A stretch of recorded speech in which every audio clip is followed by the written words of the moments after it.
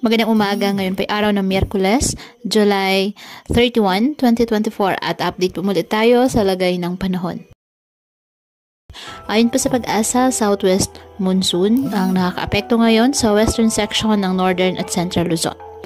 Wala pong bagyo na minomonitor sa loob at labas ng Philippine Area of Responsibility na maaaring makaapekto sa ating bansa.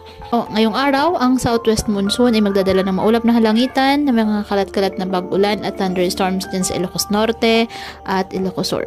Asahan naman ang bahagyang maulap hanggang sa maulap na halangitan na may kalat-kalat na mga pag-ulan at thunderstorms sa Metro Manila, Cordillera Administrative Region, La Union, Pangasinan, Zambales, Bataan, Tarlac, Pampanga at Bulacan. Nadulot pa rin po yan ng habagat. Ang nalalabing bahagi ng ating bansa apektado ng mga localized thunderstorms. Kaya saan pa rin ang bahagyang maulap hanggang sa maulap na halangitan with isolated rain showers or thunderstorms. Kaya patuloy po natin na pinag-iingat ang ating mga kababayan sa banta po ng mga pagbaha at pagguho ng lupa, lalo na po kapag may malalakas na ulan, at ugaliin na magdala palagi ng payong o kahit anumang panangga sa ulan sa tuwing lalabas po ng ating mga tahanan.